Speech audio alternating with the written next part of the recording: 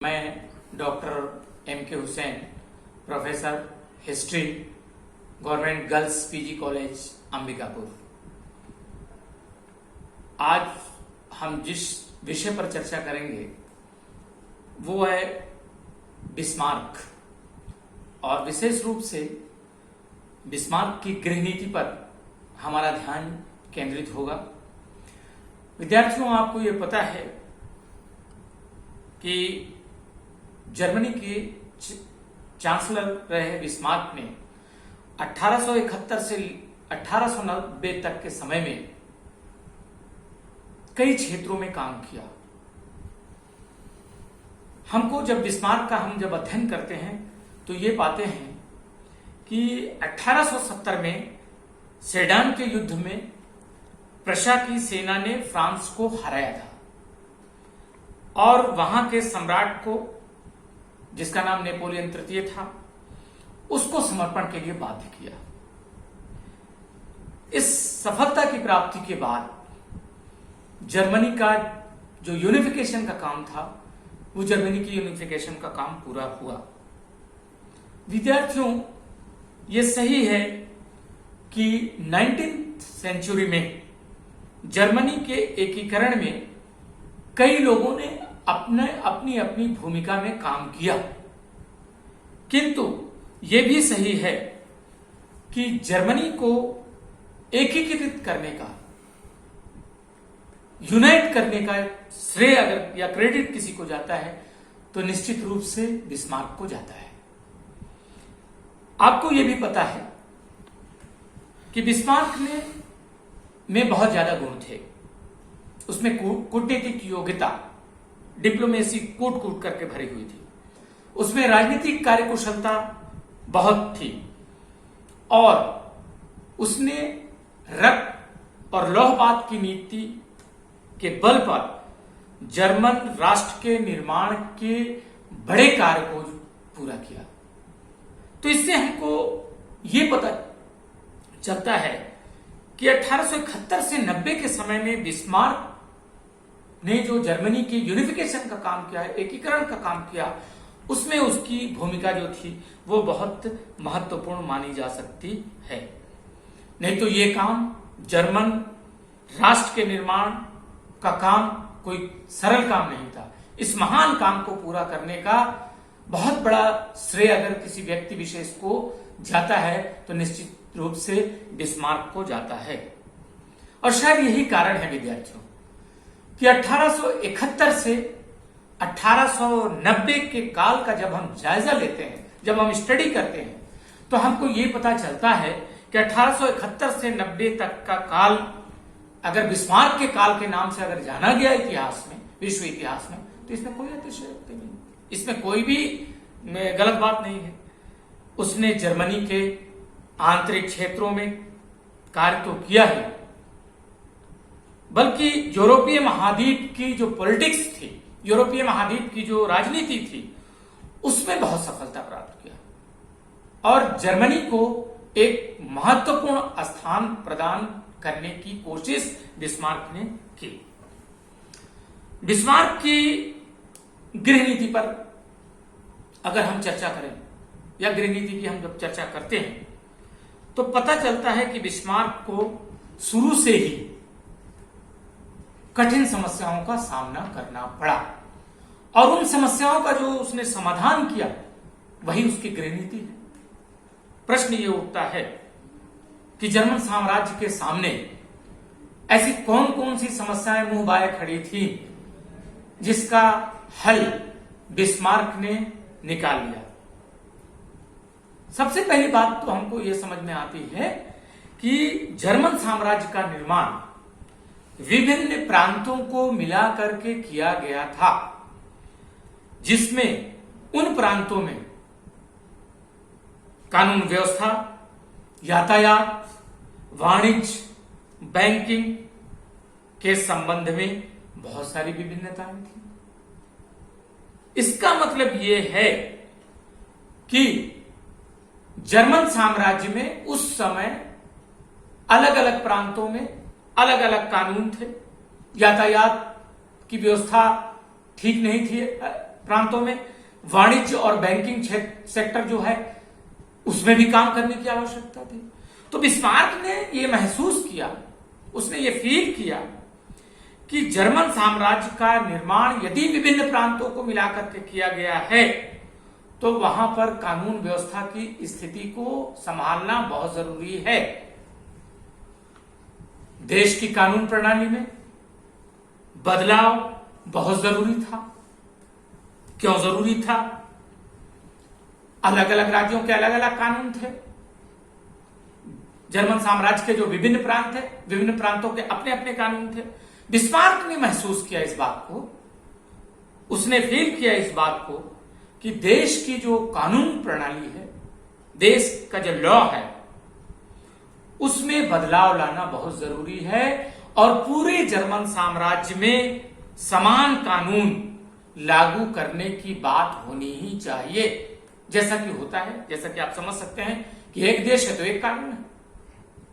Bismarck ने उस समय 1871 में इस बात को महसूस जो है वो पूरा किया। उसने संपूर्ण देश के लिए एक बैंक की स्थापना की आवश्यकता को भी महसूस किया कि एक बैंक होना चाहिए। तीसरी चीज ये है, और अगली बात यह है, अभी भी जर्मनी में यूनिफिकेशन का काम तो हो गया था, एकीकृत जर्मनी के का काम तो हो गया था, लेकिन रेलवे के क्षेत्र में, डाक के क्षेत्र में, तार के क्षेत्र में, यातायात कम्युनिकेशन के क्षेत्र में काम करने की पर्याप्त गुंजाइश थी। तो गृहनीति के अंतर्गत उसको बहुत सारे काम जो है वो एक प्रकार से करने थे और इस काम को उसने बखूबी अंजाम देने की कोशिश की। उस बिस्मार्क ने, उस जर्मनी के चांसलर ने कुछ पॉइंट्स फिक्स किए। जैसे उसने अपनी गृहनीति के अंतर्गत, अपनी होम पॉलिसी के अंतर्गत, अपनी इंटरनल पॉलिसी को में इस बात को तवज्जो दी, इस बात को महत्व दिया, एक नए संविधान का निर्माण जर्मनी के लिए बहुत जरूरी है। एक संघीय संविधान उसने तैयार कर लिया और उस संविधान के अंतर्गत सम्राट की क्या स्थिति होगी, उसके पावर्स क्या होंगे, चांसलर कैसा होगा, व्यवस्थापिका होगी कि नहीं होगी, न्यायपालिका होगी कि नहीं होगी, इनके बारे में भी उसने गृह नीति के अंतर्गत सोचने की कोशिश की। उसने शासन का संचालन अगर होगा तो सदन कितने होंगे, उसने महसूस किया कि 2 सदन होनी चाहिए। नए संविधान में द्विसदनात्मक व्यवस्था की बात भी उसने की। उसने उच्च सदन को बुंदेसराट का नाम दिया और जो निम्न सदन थी उसको रीखस्टाग का नाम दिया गया। मतलब संविधान यदि बनाया गया तो संविधान में संसद इंपॉर्टेंट है। संसदीय व्यवस्था कैसे चलेगी, शासन कैसे चलेगा, इसको उसने सामने रखा। उसने समान कानून लागू करने की बात भी की। जैसा कि मैंने आपको पहले भी बताया कि विभिन्न कानून जर्मन एकता में बाधक हो सकते थे, उसने एक कानून की वकालत की कि पूरे जर्मनी के लिए एक कानून होगा, संपूर्ण जर्मनी में समान कानून लागू होगा, डिफरेंट टाइप के कानून अलग अलग स्टेट्स में कानून नहीं होंगे। उसने राष्ट्रीय न्यायालयों की स्थापना पर भी जोर दिया कि राष्ट्रीय जुडिशरी भी होनी चाहिए। तो गृहनीति के अंतर्गत बिस्मार्क ने बहुत ही महत्वपूर्ण काम किए। इसी गृहनीति के अंतर्गत विद्यार्थियों, जो मैं जिन बातों को बताने के लिए आपके सामने उपस्थित हूं, उसमें यह है कि आखिर ये सब काम होगा तो कैसे होगा। दूसरा गृहनीति के अंतर्गत उसने जो काम किया वो काम ये है कि कुल्टूर कैंप, आप बखूबी इस चीज को जान सकते हैं। इसको अगर हम कहें हिंदी में तो सभ्यता की रक्षा के लिए संघर्ष, इसको कुल्टूर कैंप यूरोपीय हिस्ट्री में और खास करके बिस्मार्क के समय में सभ्यता की रक्षा के लिए संघर्ष का मतलब क्या था।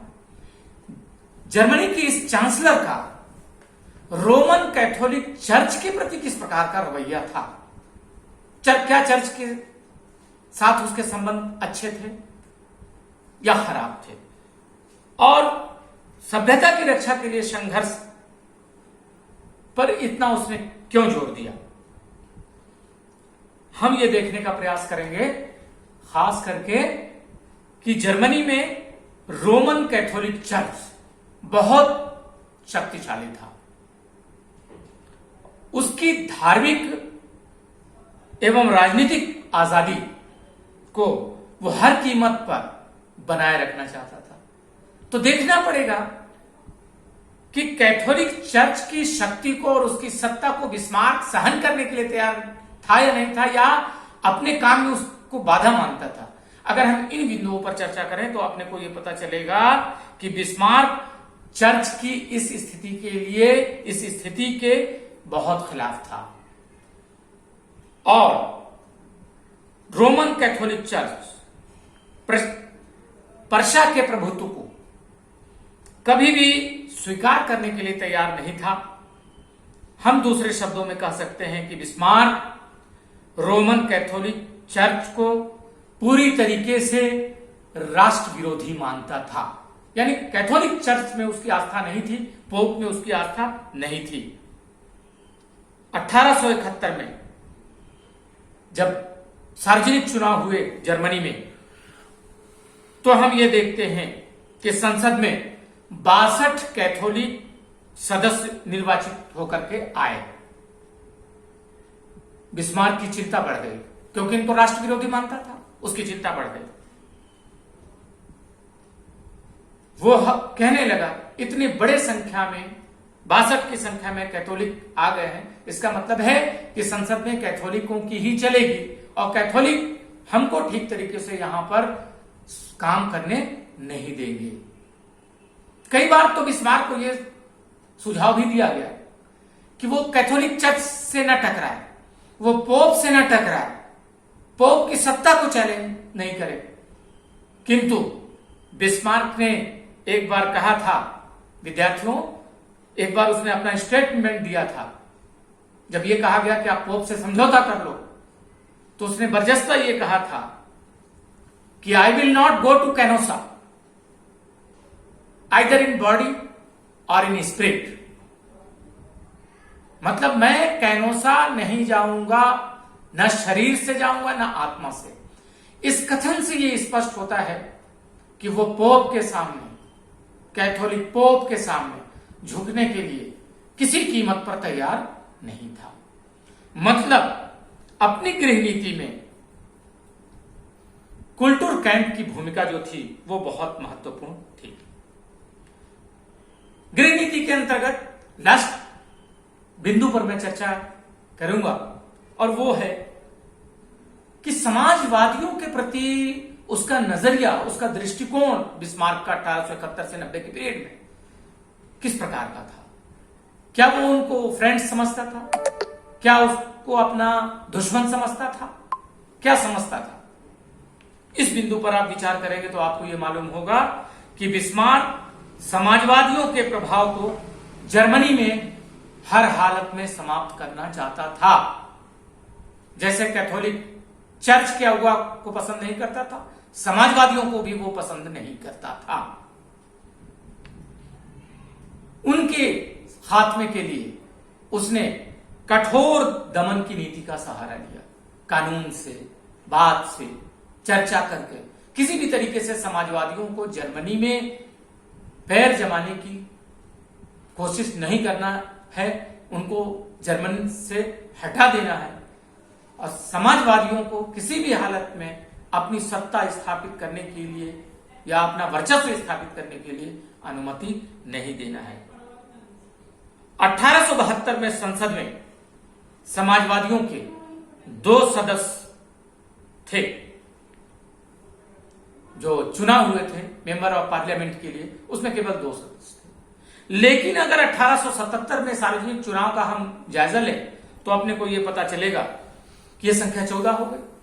बिस्मार्क का चिंतित होना स्वाभाविक है, समाजवादियों से उसकी नहीं बनी, और सदस्य मेंबर ऑफ पार्लियामेंट में उनकी संख्या बढ़ रही है समाजवादियों की, उसका चिंतित होना। तो देश की शासन व्यवस्था के लिए बिस्मार्क देश की शासन व्यवस्था अच्छी तरीके से चले, उसके मार्ग में कोई रुकावट न बने, इसके लिए बिस्मार्क समाजवादियों को हमेशा घातक मानता था।